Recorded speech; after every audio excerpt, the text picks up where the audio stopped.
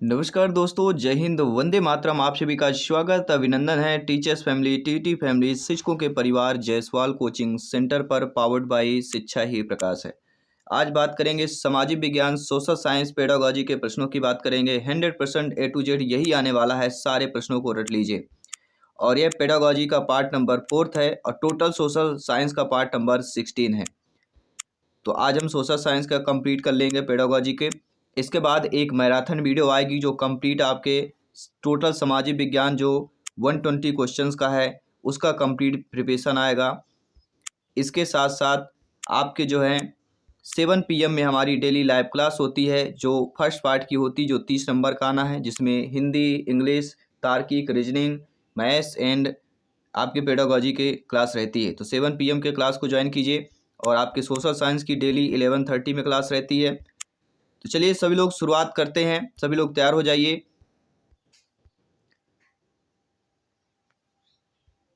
तो प्रश्न का उत्तर जान लेते हैं। उच्च लक्ष्य प्राप्ति में मनोयांत्रिक कार्य क्षेत्र है नागरीकरण, निर्णय क्षमता, विचार शक्ति या समन्वय। सभी लोग बताइए। उच्च लक्ष्य प्राप्ति में मनोयांत्रिक कार्य क्षेत्र कहला जाता है और वह क्षेत्र आपका कहला जाता है नागरिकीकरण। पहला option is the correct answer हो जाएगा। इसके बाद दूसरा प्रश्न बहुत ही इंटरेस्टेड प्रश्न दिया गया है। रेडियो, कार्टून, नाटक योजना सहायक उपकरण नहीं है। दिए गए सहायक सामग्री के लिए शिक्षण शास्त्र की दृष्टि से उपयुक्त क्रम को पहचानिए। क्रियाशील सामग्री, आरेख सामग्री, श्रव्य सामग्री, श्रव्य सामग्री, आरेख सामग्री, क्रियाशील सामग्री, आरेख सामग्री, श्रव्य सामग्री, क्रियाशील सामग्री या क्रियाशील, श्रव्य सामग्री या आरेख। तो आरेख, श्रव्य, क्रियाशील, 3 सामग्री दी गई हैं। तीनों में से आपको उपयुक्त सही हमें बताना है। तो रेडियो, कार्टून, नाटक योजना सहायक उपकरण नहीं है। तो दिए गए सहायक सामग्री के लिए मतलब ये समझ लीजिए कि रेडियो, कार्टून, नाटक ये जो है सहायक उपकरण नहीं होते हैं। दिए गए सहायक सामग्री के लिए शिक्षण शास्त्र की जैसे उपयुक्त क्रम बताइए। तो डायरेक्टली ये भी पूछा जा सकता है कि दिए गए सहायक सामग्री में शिक्षण शास्त्र की जैसे उपयुक्त क्रम बताइए। ये बताने की जरूरत नहीं थी, लेकिन ये आपको कन्फ्यूजन के लिए बताया गया। ये एक आपका उत्तर यहाँ से भी क्लियर हो जाता है कि सहायक उपकरण कौन सा नहीं है। तो रेडियो, कार्टून, नाटक योजना ये हमारे सहायक उपकरण नहीं होते हैं। तो शिक्षण शास्त्र की दृष्टि से जो सहायक उपकरण होता है, पहला तो होता है सुनना, श्रव्य सामग्री, इसके बाद आरेख सामग्री, इसके बाद क्रियाशील सामग्री। B option is the right answer हो जाएगा। इसके बाद हम बात करेंगे अगले प्रश्न की। एक विद्यार्थी पिछले 3 दिनों की रिपोर्ट के आधार पर आगामी दिनों की भविष्यवाणी करता है। तो ध्येय की सिद्ध सक्षमता पर आधारित है,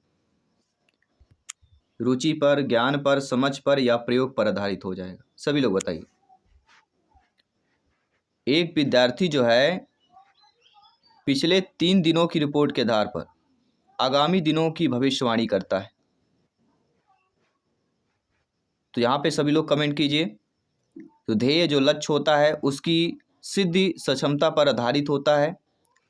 उसके अकॉर्डिंग हमारे यहाँ पे देखा जाए तो हमारा जो राइट ऑप्शन हो जाएगा वह हो जाएगा प्रयोग। क्या हो जाएगा? प्रयोग। एप्लीकेशंस की बात करेंगे। एक विद्यार्थी पिछले 3 दिनों की रिपोर्ट के आधार पर आगामी दिनों की भविष्यवाणी करता है। रिपोर्ट के आधार पर कर रहा है तो कहीं ना कहीं उसने प्रयोग किया होगा, तभी वो भविष्यवाणी कर रहा है। तो ध्येय या लक्ष्य या सिद्ध क्षमता पर आपके प्रयोग पर आधारित होगा, क्योंकि उन्होंने 3 दिन प्रयोग किया होगा। निम्नलिखित में से कौन सा पाठ भूगोल शिक्षण में प्रत्यक्ष अवलोकन विधि की बेहतर संभावनाएं रखता है? मलेशिया में रबड़ की खेती, कोई भी सिंचाई योजना, या समुद्री धाराओं का अध्ययन, या एस्किमो का जीवन की बात करेंगे। सभी लोग बताइए, सभी लोग कमेंट कीजिएगा, फीडबैक कीजिएगा। और तो राइट ऑप्शन आपको क्या हो जाएगा यहाँ पे? मलेशिया में रबड़ की खेती। क्योंकि प्रत्यक्ष अवलोकन क्या हो सकता है? देखिए, कोई भी सिंचाई योजना, समुद्री धाराओं का अध्ययन, एस्किमो का जीवन, लेकिन मलेशिया में रबड़ की खेती जो है यह पाठ भूगोल शिक्षण में प्रत्यक्ष अवलोकन विधि के बेहतर संभावनाएं होता है। बाकी कोई भी डाउट है बेफिक्र कमेंट कर सकते हैं। इस प्रकार से एक प्रश्न और बनता है कि इनमें से कौन सी विधि उच्च प्राथमिक स्तर पर भूगोल शिक्षण के लिए सबसे उपयुक्त है। अगर आपको ये भी प्रश्न आ सकता है कि इनमें से ये बताइए कि उच्च प्राथमिक स्तर पर जो है भूगोल शिक्षण के लिए सबसे उपयुक्त विधि कौन सी है, तो उस सबसे उपयुक्त क्षेत्र यात्राएं होती हैं। क्षेत्र यात्राएं, भूगोल जियोग्राफी की अगर बात करते हैं, ठीक है। हार्वर्ड के 5 सोपानों में से कौन सा सोपान आजकल पाठ योजना के प्रचलन में से लगभग गायब है। प्रस्तुतिकरण, तुलना, प्रयोग या परिचय की बात करेंगे। हार्वर्ड के 5 सोपानों में से आजकल पाठ योजना में जो प्रचलन है वो आपको बताना है। तो हार्वर्ड की 5 पंचपदी आपने पढ़ा होगा और बेहतरीन प्रश्न पेडागोजी का हम मान सकते हैं सोशल साइंस की। पाठ योजना के 4 सिद्धांत इन्होंने दिए थे। पहला है आपका स्पष्टता का सिद्धांत, दूसरा है आपका संबंध का सिद्धांत, तीसरा है आपका व्यवस्था का सिद्धांत और चौथा है आपका प्रयोग का सिद्धांत। इन चारों सिद्धांत के आधार पर जे.एफ. हार्वर्ड ने कि जो 3 शिष्य हैं, जे हार्वर्ड के कितने शिष्य थे? 3 शिष्य थे। पहला था हर्बर्ट स्पेंसर, ठीक है, इसके बाद जिलर और तीसरा शिष्य था राइन। 5 पद जो इन्होंने निर्मित किए, ठीक है।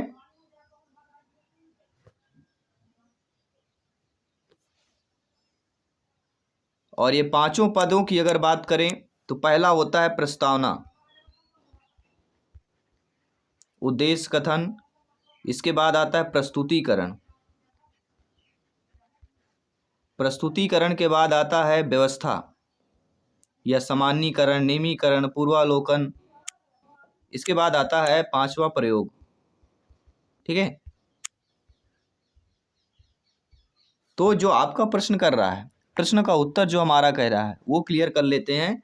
तो सबसे लगभग जो गायब हो गया वह तुलना जो है गायब हो रहा है। बाकी परिचय, प्रयोग, प्रस्तुतिकरण ये चल रहे हैं, लेकिन तुलना आजकल पाठ योजना में लगभग प्रचलन से यह गायब हो रहा है। अगले प्रश्न की बात कर लेते हैं। निम्न में से क्या धीरे सीखने वाले बच्चों की अधिगम क्षमता को बढ़ावा देने के लिए अधिक सहायक है?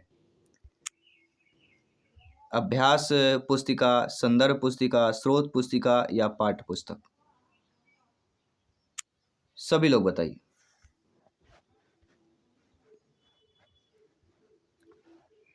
धीरे सीखने वाले बच्चों की अधिगम क्षमता को बढ़ावा देने के लिए अधिक सहायक की बात कर रहे हैं, तो आपका फीडबैक आ चुका है और वह दोस्तों है आपकी अभ्यास पुस्तिका। देखिए, जो धीरे सीखने वाले को बच्चों को अधिगम क्षमता में बढ़ावा अधिक सहायक मिल सकता है अभ्यास को। रसरी आवे जात थे सिल पर परत निशान, यानी कि बार बार रस्सी को घिसने पर पत्थर की जो एक होती है जिस पर पानी भरा जाता है उस पर भी निशान पड़ जाता है। अर्थात अगर कोई भी धीरे धीरे भी आप प्रैक्टिस अभ्यास कर रहे हैं तो बच्चों के अधिगम की क्षमता में बढ़ावा आपकी किससे? अभ्यास पुस्तिका के माध्यम से होता है। अभ्यास शब्द बहुत इंपॉर्टेंट आपका बन जाता है, अभ्यास शब्द का रोल ही बहुत इंपॉर्टेंट हो जाता है। अगला प्रश्न देखिए, निम्न प्राथमिक स्तर पर बालकों के लिए सर्वाधिक आवश्यक क्या है? सत्य कहानियाँ, कहानियाँ एकत्रित करना, पौराणिक कथा या लघु कहानी की बात करेंगे। प्राथमिक स्तर पर बालकों के लिए सर्वाधिक क्या होता है?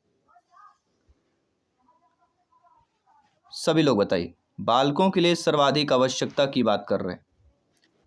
आप सभी लोग भावी अध्यापक अध्यापिकाएं हैं, शिक्षक बंधु हैं, आप सभी लोग यहाँ पे कमेंट कीजिएगा। तो प्राथमिक स्तर पर बालकों के लिए सर्वाधिक आवश्यक होता है लघु कहानियाँ, छोटी कहानियाँ। छोटी कहानियाँ बहुत इंपॉर्टेंट होती हैं, बड़ी कहानियाँ भी नहीं, क्योंकि बच्चे फिर बोरिंग होने लगते हैं। छोटी कहानियाँ। बच्चों की रुचि एवं पठन योग्यता में वृद्धि के लिए कार्टून ग्राफ उपयोग होता है। सचित्र आरेख, फलालेन आरेख, पंक्तिबद्ध आरेख या रेखी आरेख की बात करते हैं। तो बच्चों की रुचि एवं पठन योग्यता में वृद्धि के लिए कार्टून ग्राफ उपयोग की पूछ कर रहे हैं। सभी लोग बताइए। सभी यहाँ पे कमेंट कीजिएगा। तो राइट ऑप्शन आपका क्या हो जाएगा, सचित्र आरेख। बच्चों की रुचि एवं पठन योग्यता में वृद्धि के लिए कार्टून ग्राफ जो उपयोग होता है वह हमारा सचित्र आरेख की बात करते हैं। इसके बाद हम बात करेंगे, आपके अगले प्रश्न की तरफ चलेंगे। ध्यान और आदर के साथ दूसरों को सुनना यह शिक्षण लक्ष्य से संबंधित है। अभिवृत्ति, समझ, ज्ञान, कौशल। ध्यान और आदर के साथ दूसरों को सुनना यह शिक्षण लक्ष्य से आपका संबंधित हो जाता है। तो यह आपका किससे संबंधित हो जाता है, तो यह आपके कौशल से संबंधित हो जाता है। ध्यान आदर के साथ दूसरों को सुनना यह शिक्षण लक्ष्य से संबंधित है। तो ये आपके कौशल की बात करेंगे, ठीक है।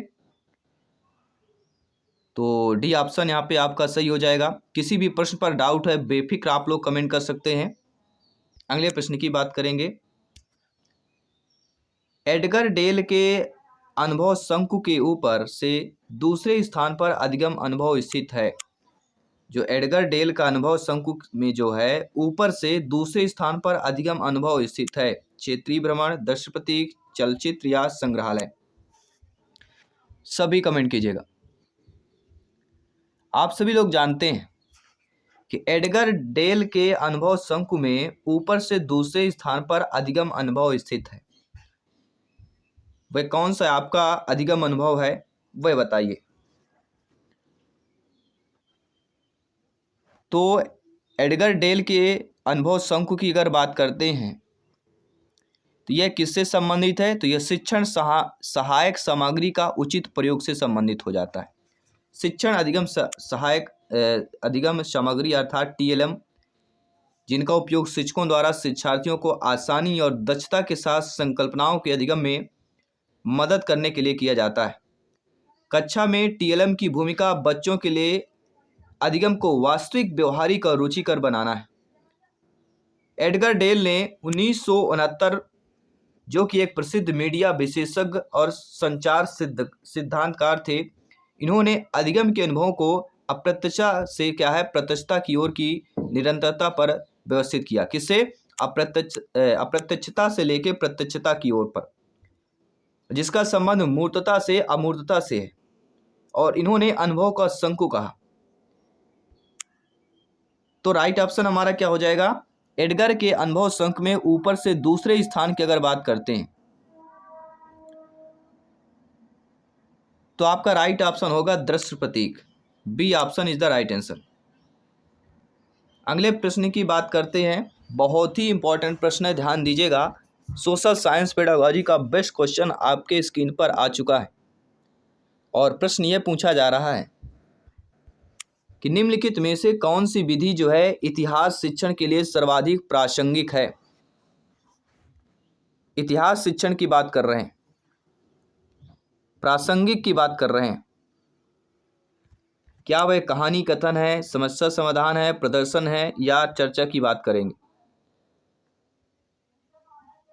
तो कहीं ना कहीं आपका इनमें से इतिहास शिक्षण के लिए सर्वाधिक जो प्रासंगिक विधि कहलाती है वह आपकी कहानी कथन विधि कहलाती है, क्योंकि एक शिक्षक को शिक्षण की विभिन्न प्रकार की विधियां, युक्तियां और तकनीकों का उपयोग करना पड़ता है। एक शिक्षक को अपने शिक्षण को सार्थक, उद्देश्यपूर्ण, रुचिकर और प्रभावी बनाने के लिए उपयुक्त विधि का उपयोग करना पड़ता है। तो हम बात करेंगे कहानी कथन विधि की बात करेंगे। और इस विधि में क्या होता है, बच्चों को स्वभाव से कहानियां का शौक होता है। कहानियों को सुनने में बच्चों की वास्तविक रुचि होती है और कहानियों की एक श्रृंखला के माध्यम से इतिहास पढ़ाया जाना चाहिए, इसलिए कहानी कथन विधि की बात करेंगे। अगले प्रश्न की बात कर रहे हैं। निम्नलिखित में से कौन सा एक क्षेत्रीय भ्रमण के दौरान प्रासंगिक शैक्षिक ज्ञान नहीं है। विद्यार्थी के अनुभव द्वारा ज्ञान प्राप्त करना, टीम भावना और सहयोग के विचारों का आविर्भाव की बात करेंगे, कार्य के ज्ञान को अर्जित करने के अवसर की बात करेंगे, मूर्त एवं सही ज्ञान की प्राप्ति की बात करेंगे। तो कौन सा एक क्षेत्रीय भ्रमण के दौरान प्रासंगिक ज्ञान नहीं है, यानी ये जानना जरूरी कि प्रासंगिक ज्ञान कौन कौन से हैं। तो प्रासंगिक ज्ञान जो होता है टीम भावना और सहयोग के विचारों का आविर्भाव होता है, और कार्य के ज्ञान को अर्जित करने का अवसर होता है, मूर्त एवं सही ज्ञान की प्राप्ति होती है। लेकिन विद्यार्थी का अनुभव द्वारा ज्ञान प्राप्त करना यह आपके क्षेत्रीय भ्रमण के दौरान प्रासंगिक शैक्षिक ज्ञान का नहीं आता है। इसमें क्षेत्रीय भ्रमण में क्या आएगा, टीम भावना और सहयोग के विचारों का अरबी भाव की बात करेंगे, कार्य के ज्ञान को अर्जित करने के अवसर की बात करेंगे, अमूर्त एवं सही ज्ञान की प्राप्ति की बात करेंगे। इसके बाद अगला प्रश्न है, निम्नलिखित में से कौन से शिक्षण का सामाजिक महत्व इतिहास शिक्षण से संबंधित नहीं है। आप सभी लोग जानते हैं अनुशासनिक वृद्धि, सामाजिक एवं सांस्कृतिक ज्ञान, अंतर्राष्ट्रीयकरण, ये तीनों आपके शिक्षण का सामाजिक महत्व इतिहास शिक्षण से संबंधित हैं, लेकिन सृजन की क्षमता ये इतिहास शिक्षण से आपका संबंधित नहीं है। इसलिए according two questions first option is the right answer. I hope सभी प्यारे मित्र अच्छे तरीके से समझ रहे हैं, फीडबैक कर रहे हैं। जयसवाल सर आप सभी का अभिनंदन, स्वागत करते हैं। अगला प्रश्न है कि निम्नलिखित में से कौन सा एक श्यामपट्ट कार्य से संबंधित नहीं है। यानी कि हमें यह पता होना चाहिए श्यामपट्ट कार्य से संबंधित कौन कौन से हैं। तो श्यामपट्ट कार्य से संबंधित आपका स्पष्ट एवं बड़े अक्षरों में लिखना होता है, पंक्तियों के मध्य दूरी बनाए रखना भी इंपॉर्टेंट होता है, और बाईं तरफ समान विचार देना इंपॉर्टेंट है। लेकिन एक साथ लिखना एवं मिटाना ये आपके श्यामपट्ट कार्य से संबंधित नहीं। According to question C option is the right answer हो जाएगा। अगला प्रश्न दिया गया है, कौन सी ऐतिहासिक घटनाओं के शिक्षण में सहायक सामग्री नहीं है। देखिए, जो ऐतिहासिक घटनाओं की शिक्षण सहायक सामग्री होती है वह हमारी समय रेखा, पाठ्य पुस्तक और संदर्भ पुस्तिका होती है, लेकिन निर्देश पुस्तिका आपकी नहीं होती। ऐतिहासिक घटनाओं के शिक्षण में सहायक सामग्री में देखा जाए तो निर्देश पुस्तिका आपकी नहीं होती। इसके बाद अगला प्रश्न है कि विद्यार्थियों के साथ संसद में कार्यों पर चर्चा में शिक्षक की भूमिका होती है। यह दोषदर्शिता के साथ असहमत या सहमत नहीं है, लेकिन उन्हें छात्रों के संविधान के प्रति दृष्टिकोण को देखना चाहिए, लेकिन उन्हें एक परिचित संदर्भ में विशेष महत्व दिया जाना चाहिए, लेकिन उन्हें प्रत्यक्ष रूप से निष्पक्ष व्यवहार को अपनाना चाहिए या अपरोक्ष भी। देखिए, असहमत या सहमत नहीं है। विद्यार्थी के साथ संसद में कार्यों पर चर्चा में शिक्षक की भूमिका होती है। यह दोषदर्शिता के साथ असहमत या सहमत नहीं है, लेकिन उन्हें छात्रों के संविधान के प्रति दृष्टिकोण को भी देखना चाहिए, उन्हें एक परिचित संदर्भ में विशेष महत्व दिया जाना चाहिए, उन्हें प्रत्यक्ष रूप से निष्पक्ष व्यवहार को अपनाना चाहिए। अर्थात उपरोक्त सभी आपका ऑप्शन सही हो जाएगा। अगले प्रश्न की बात करते हैं। अगला प्रश्न और भी इंपॉर्टेंट दिया गया है कि कक्षा कक्ष के आधारभूत नियम निर्धारित होने चाहिए। कक्षा कक्ष के आधारभूत नियम निर्धारित होने चाहिए। प्रधानाचार्य द्वारा, शिक्षक द्वारा, बालक द्वारा या बालकों एवं शिक्षा द्वारा। तो कक्षा कक्ष के आधारभूत नियम जो है किसके द्वारा निर्धारित होने चाहिए, सभी लोग बताइए। राइट ऑप्शन आ चुका है और वह है दोस्तों बालकों एवं शिक्षकों के द्वारा जो है निर्धारित होने चाहिए, क्योंकि दोनों की भूमिका इंपॉर्टेंट है। अगला प्रश्न देखिएगा, कक्षा कक्ष अभ्यास में सामाजिक विज्ञान का उद्देश्य क्या होना चाहिए। पाठ्य पुस्तक में दिए गए विचारों को समझना, पाठ्य पुस्तक में दिए गए सभी प्रश्नों को उत्तर देने की क्षमता को विकसित करना, पाठ्यक्रम को समय पर समाप्त करना, या विषय में विद्यार्थियों की संज्ञानात्मक एवं असंज्ञानात्मक वृद्धि करना। तो कक्षा कक्ष अभ्यास में सामाजिक विज्ञान का उद्देश्य क्या होना चाहिए। सामाजिक विज्ञान का उद्देश्य होना चाहिए कि विषय में विद्यार्थियों की संज्ञानात्मक एवं असंज्ञानात्मक वृद्धि करना, दोनों प्रकार से वृद्धि करना। अगला प्रश्न है, निम्नलिखित में से कौन सा बालकों के लिए उपयुक्त होगा। कहानी का वर्णन, प्रश्न पूछना, दृश्य दिखाना या समाचार पढ़ना। तो कौन सा जो है बालकों के लिए उपयुक्त होगा, सभी लोग बताइए। तो बालकों के लिए उपयुक्त हो जाता है दृश्य दिखाना। B option is the right answer. C option sorry, दृश्य दिखाना, C option is the right answer हो जाए। अगला प्रश्न है, बाल केंद्रित शिक्षा साथ संबंधित होता है। पढ़ाते समय बालक को मध्य में रखना, पढ़ाते समय बच्चों के अनुभवों, उनके विचारों, उनकी सक्रिय सहभागिता को प्राथमिकता देना, पढ़ाते समय बच्चे की इच्छा अनुसार शिक्षण, या पढ़ाते समय बच्चों में रुचि बनाए रखना। तो बाल केंद्रित शिक्षा साथ किससे संबंधित हो जाता है? तो पढ़ाते समय बच्चों के अनुभव, उनके विचार और उनके सक्रिय सहभागिता को प्राथमिकता देना। तो यहाँ पे बच्चों के अनुभव और विचार और सहभागिता को प्राथमिकता दी जा रही, तो पेडागॉजी में बहुत ही जानते हैं, और बच्चों की प्राथमिकता दी जा रही तो वही आपका सकारात्मक होगा, पॉजिटिव ऑप्शन होगा। अगला प्रश्न है, क्रियाशीलता आधारित शिक्षण और अधिसंगम संबंधित होता है। किससे संबंधित हो जाता है? पढ़ाते समय शिक्षक द्वारा सक्रियता बनाए रखना, छात्रों को क्रियाशीलता में व्यस्तता बनाए रखना, शिक्षक छात्रों की क्रियाशीलता को बनाए रखने को अनुभव करना एवं शामिल करना, शिक्षक तथा छात्रों द्वारा साथ में गतिविधियां करना। तो क्रियाशीलता आधारित शिक्षण और अधिगम किससे संबंधित हो जाता है? तो यह संबंधित आपके शिक्षक छात्रों की क्रियाशीलता को बनाए रखने को अनुभव करना एवं शामिल करना। C option is the right answer, correct answer हो जाएगा। अगले प्रश्न की बात करेंगे, सामाजिक विज्ञान के किसी शिक्षक के लिए कक्षा में हाल ही में हुई चर्चा के बारे में कौन सा तथ्य सर्वाधिक ध्यान देने योग्य है? सामाजिक विज्ञान के किसी शिक्षक के लिए कक्षा में हाल में हुई चर्चा के बारे में कौन सा तथ्य सर्वाधिक ध्यान देने योग्य होगा? जो तथ्य हमारा सर्वाधिक ध्यान देने योग्य होगा वह तथ्य यह है कि विद्यार्थी सीधे ही अपने सह विद्यार्थियों से प्रश्न करने लगे थे। क्या कर लगे थे? विद्यार्थी जो है सीधे ही अपने जो सह विद्यार्थी थे, उनके साथ विद्यार्थी थे, उनसे प्रश्न करने लगे थे। क्यों करने लगे थे? क्योंकि चर्चा भी हुई थी, और वो चर्चा होने के बारे में जो सर्वाधिक ध्यान देने योग्य है कि विद्यार्थी ही विद्यार्थी से प्रश्न करने लगे थे उस चर्चा, उस टॉपिक पर।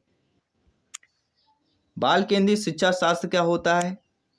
शिक्षक बच्चों के गोल घेरे में बीच में खड़ा होकर संकल्पनाओं को स्पष्ट करता है, या कह सकते हैं कि बच्चों के अनुभवों, उनके विचारों, उनकी सक्रिय सहभागिता को प्राथमिकता देना, या व्यक्तित्व ध्यान को सुनिश्चित करने के लिए छोटे शिशु देखभाल केंद्रों पर बच्चों को पढ़ाना, या बच्चे की इच्छा अनुसार शिक्षण की बात करेंगे। तो बाल केंद्रित शिक्षा शास्त्र क्या होता है? आप बहुत ज़्यादा पढ़े होंगे आप इसके बारे में, बाल केंद्रित शिक्षा के बारे में। तो बाल केंद्रित शिक्षा के बारे में अगर आपने पढ़ा है तो आपने कमेंट भी कर दिया होगा। बाल केंद्रित शिक्षा शास्त्र वह होता है जिसमें बच्चों के अनुभव, उनके विचार, उनकी सक्रिय सहभागिता को प्राथमिकता दी जाती है। B option is the right answer.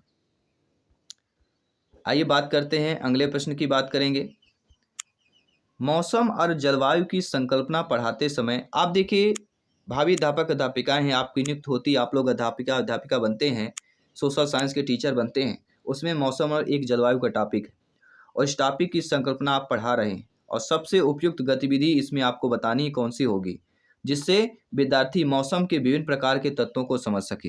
यानी किस प्रकार से आप जो है विद्यार्थियों के मौसम के विभिन्न प्रकार के तत्वों को कैसे समझा सकते हैं, वो विधि आपको बतानी है, वो आपको ही बतानी जो आपको करना है। यानी कि उन्हें मौसम के तत्वों के प्रतीक संकेत का चित्र बनाने के लिए कहना। B option is the right answer. तो नो डाउट सारी चीजें क्लियर हो गई हैं। आइए बात करते हैं अगले प्रश्न की। दोस्तों, सामाजिक विज्ञान के शिक्षण में बच्चों के संवेग बहुत आसानी से उजागर होते हैं, शब्दों से नहीं लेकिन दृश्यों और आवाज़ों से। इसके लिए शिक्षण का कौन सा तरीका सबसे अधिक प्रभावित होगा? तो दृश्य और आवाज़ से हो रहा है, आसानी से उजागर हो रहा है बच्चों के समय, किसके माध्यम से? दृश्य और आवाज़ों के माध्यम से। तो शिक्षण का सबसे जो तरीका आपका हो जाएगा वह हो जाएगा क्षेत्र भ्रमण और सर्वेक्षण, क्योंकि दृश्य और आवाज़, क्षेत्र भ्रमण में बच्चे देखेंगे, सर्वेक्षण करेंगे तो दृश्य और आवाज़ की आसानी से ये संवेग है उजागर होते हैं। तो क्षेत्र भ्रमण और सर्वेक्षण की बात करेंगे। इसके बाद आपका अगला प्रश्न है, गरीबी को पढ़ाते समय कौन सी व्यू रचना सबसे ज़्यादा उचित होगी? विद्यार्थियों को हैंड आउट्स देना और व्याख्यान करना, वाद विवाद और चर्चाओं में विद्यार्थियों को शामिल करना, विद्यार्थियों को पाठ्य पुस्तक में से पढ़ने के लिए कहना और कठिन शब्दों के अर्थ की व्याख्या करना या नोट्स तैयार करना और अच्छा व्याख्यान देना। सभी लोग बताइए, ये आपका सिल्वर पे बटन आ चुका है टीटी फैमिली का, ठीक है। लेकिन पहले हम इस प्रश्न का उत्तर देख लेते हैं। गरीबी को पढ़ाते समय कौन सी व्यू रचना सबसे ज़्यादा उचित होगी? गरीबी चैप्टर को आप स्टडी कर रहे हैं, सबसे ज़्यादा है वाद विवाद और चर्चाओं में विद्यार्थियों को शामिल करना। उनके विचार क्या है, बहुत इंपॉर्टेंट हो जाता है। तो आपके सोशल साइंस की पेडागोजी आपके यहाँ पे क्लास खत्म हुई आज की। कल फिर से मिलेंगे 11:30 में, वहाँ की 7 PM में फर्स्ट पार्ट की लाइव क्लास होगी, तो ज़रूर विजिट कीजिएगा, ज्वाइन कीजिए, अपने प्रिपरेशन को बेहतर कीजिए। इस बार 101% टीटी एग्जाम को फतेह कीजिए। सभी मित्रों को जय हिंद, वंदे मातरम। धन्यवाद सभी का।